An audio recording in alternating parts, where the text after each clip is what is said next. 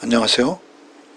10월 8일 출애굽기 28장 15절로 43절 제사장의 옷입니다. 대제사장의 흉패와 겉옷 그리고 장식품들에 대한 추가적인 지침으로서 구체적인 제작 방법과 부착 방법이 설명되고 있습니다. 이어서 일반 제사장의 복식도 알려주시죠. 먼저 15절부터는 흉패에 관한 추가적인 지시입니다. 15절부터 읽겠습니다.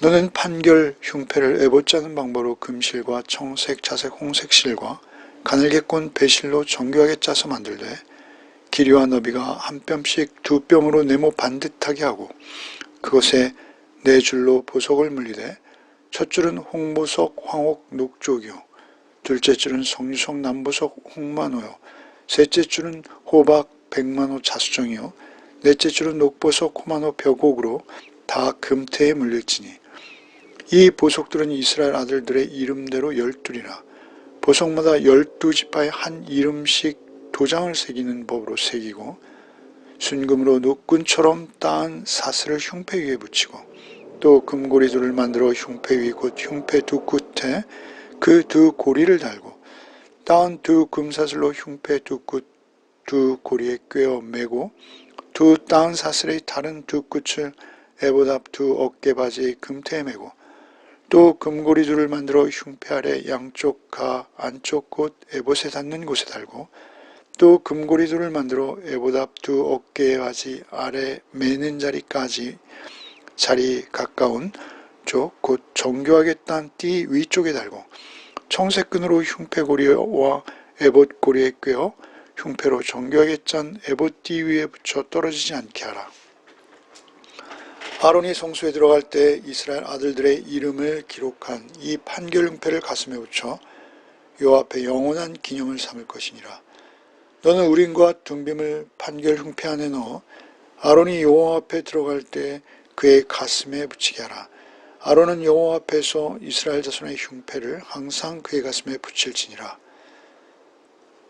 흉패 역시 에봇과 동일한 재질의 실들로 짜게 하셨습니다. 한 뼘 크기의 정사각형 모양으로 두 겹을 이루도록 하셨습니다. 이 두 겹으로 제작되어서 그 안에 우림과 둠빔을 넣도록 제작된 것이죠. 그 위에 네 줄 그리고 세 개씩 모두 12개의 보석을 달았습니다. 그 보석들은 최고의 보배로운 보석들이죠. 이스라엘 12지파 이름을 도장을 새기듯 거기에 새겨넣게 하셨습니다. 이것은 이스라엘의 12아들, 곧 오늘날 영적 이스라엘이라고 하는 우리 모두 신약의 성도들을 의미합니다. 그들의 이름을 보석에 새기고 그 보석에 새긴다는 것은 구원받은 백성은 여호와의 경우에도 잊혀지지 않고 하나님의 목전에 있다라는 사실을 의미하죠. 먼저 성령으로 하나님의 소유된 하나님의 백성의 이름 생명책에 기록되어 일일이 기억되고 있다라는 의미인 것이죠. 먼저 이것이 중요합니다. 이사야 49장 15절 이하에 여인이 어찌 그 젖 먹는 자식을 잊겠으며 자기 태에서 난 아들을 긍휼히 여기지 않겠느냐. 그들은 혹시 잊을지라도 나는 너를 잊지 아니할 것이라.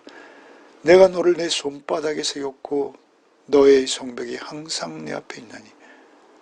이토록 하나님께서 그들을 잊지 않겠다라고 하시는 것이죠. 이 흉패를 금고리로 연결해서 위쪽으로는 어깨바지가 연결되고 아래쪽으로는 허리띠에 연결되었죠. 28절에 이 흉패가 절대 떨어지면 안 된다라고 이르시죠. 대제사장이 하나님 앞으로 나갈 때 이스라엘 12지파의 이름을 가슴에 품고 나가는 모양이죠. 29절에 가슴에 붙인다고 할 때 가슴으로 번역된 레브라는 히브리어는 우리 신체의 어떤 특정 부위라기보다는 마음을 가리키는 말입니다. 이 레브라는 단어는 상징적으로 사랑, 정서, 의지, 지성까지를 포함하는 그러한 마음을 의미합니다. 12지파의 이름을 가슴, 곧 레브에 둔다는 것은 이스라엘을 그토록 하나님께서 가슴에 품고 대제사장이 하나님 앞으로 나아갈 때 그것들을 다 달고 품고 나가듯이 그렇게 하나님께서 우리를 품고 계신다라는 것입니다. 여기 대상은 그리스도의 모형이죠. 그리스도의 그림자이십니다. 그렇게 우리 대상 되신 그리스도께서 우리를 사랑으로 감싸 안고 인도해 주신다라는 것을 예표하는 것이죠. 예수께서는 하나님이십니다.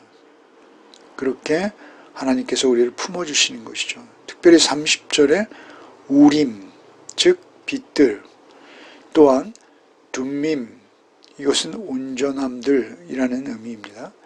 이 빛들과 온전함들을 가슴에 넣어두라 하십니다. 빛과 온전함은 오직 하나님의 성품입니다.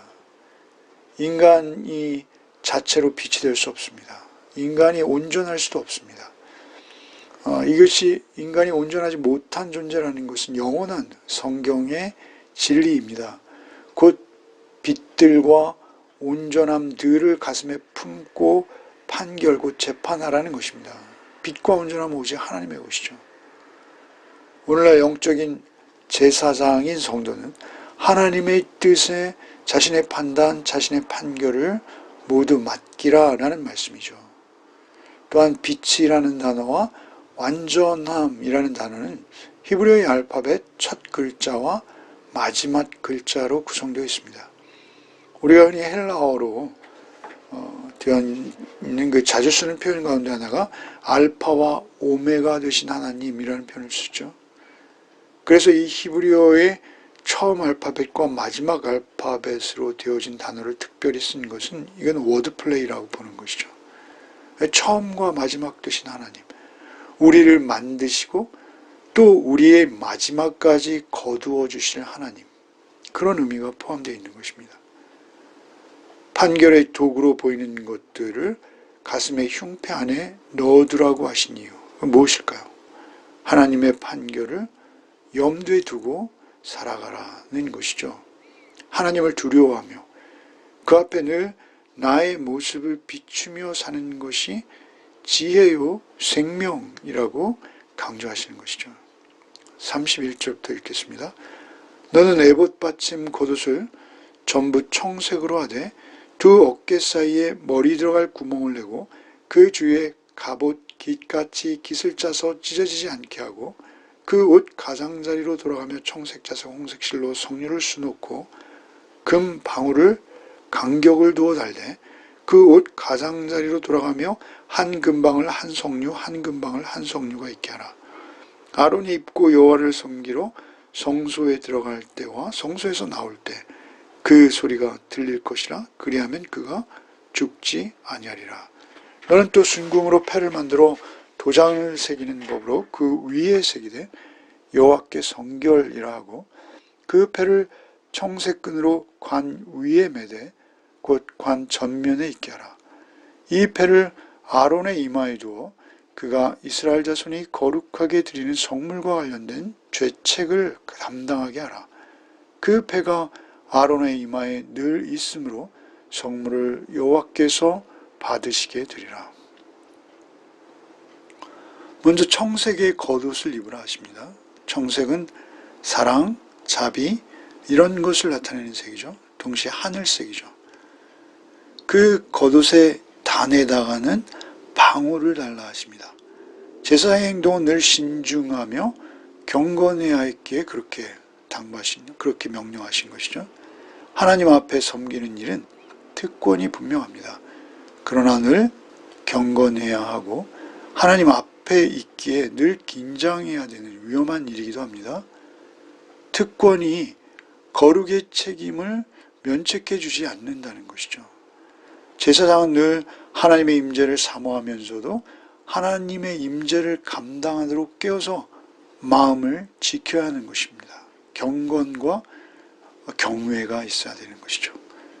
제사장이 움직일 때마다 방울소리가 들리는 것, 그것을 통해서 자신의 본분을 깨닫고 자신의 역할을 잊지 않고 기억하도록 하신 것이죠. 또한 제사장의 머리에 여호와께 성결이라는 패를 달라 하십니다. 패를 이마에 둘러서 그가 백성들이 성물을 바치러 하나님께 가까이 나올 수 있게 하라고 하신 것이죠. 백성들이 드리는 거룩한 성물과 관련된 죄책, 그것을 제사장에게 담당하도록 하신 것입니다. 여호와께 성결한 대상을 통해서 그들의 죄를 용서하시고 성물을 받으십니다. 대상은 백성들이 거룩하지 못함, 곧 죄책을 대신 지는 중보자의 역할을 담당하는 것이죠. 오늘날에는 오직 예수 그리스도 한 분을 예표하고 있는 것입니다. 또한 우리 역시 예수 그리스도의 이름으로 성결로 받아들여지는 예배와 헌신을 위해서 우리가 나아갈 수 있는 것이죠. 예수의 이름을 통해서만 우리는 예배와 헌신으로 나아갈 수 있습니다. 비록 죄 많은 우리의 헌신과 섬김일지라도 예수 그리스도께서 우리의 죄를 대신 담당하신 은혜로 우리의 헌신과 섬김이 하나님께 받아들여지는 것이죠. 우리의 죄를 대속하신 영원하신 큰 대상이신 예수 그리스도를 의지해서 회개하는 마음으로 우리는 언제나 하나님 앞에 나가야 됩니다. 그때 하나님께 우리는 받아들여지는 것이죠. 39절 이하를 읽겠습니다. 너는 가는 배실로 반포 속옷을 짜고 가는 배실로 관을 만들고 띠를 수놓아 만들지니라. 너는 아론의 아들들을 위하여 속옷을 만들며 그들을 위하여 띠를 만들며 그들을 위하여 관을 만들어 영화롭고 아름답게 하되 너는 그것들로 내 형 아론과 그와 함께한 그의 아들들에게 입히고 그들에게 기름을 부어 위임하고 거룩하게 하여 그들이 제사장 직분을 내게 행하게 할지며 또 그들을 위하여 배로 속바지를 만들어 허리에서부터 두 넓적다리까지 이르게 하여 하체를 가리게 하라.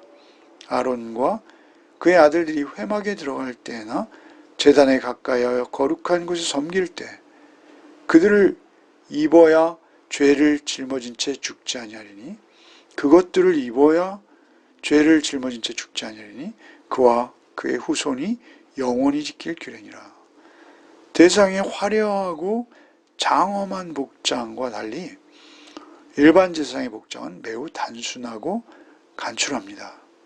그러나 오늘 이 본문에서 중요한 것은 대제사장이건 일반 그냥 제사장이건 반드시 속바지를 만들어 하체를 가리라 하십니다. 여기 하체는 히브리어로 음부를 말합니다. 속바지 없이 회막에 들어오면 하나님을 모독하는 것이요 죽음을 경고하시는 것이죠. 기도하겠습니다. 사랑과 자비의 주님, 오늘도 말씀으로 하루를 시작하게 하시는 애 감사합니다. 오늘도 오직 주의 은혜로 주의 임재 가운데 하루를 살아내게 해 주시옵소서. 주의 거룩한 옷을 입고 여호와께 성결한 삶을 살아내기 원하오나 우리에겐 힘이 없고 연약하오니 오직 주께서 그 넓으신 품에 품어주시사 보호하시사 평안 가운데 또 하루를 살게 하여 주옵소서. 오직 성령님만을 의지하며 성령님만을 모시고 생각하고 판단하고 말할 때 주 성령께서 우리의 삶을 거룩으로 구별시켜 주옵소서. 예수 그리스도 이름 받들어 기도하옵나이다. 아멘.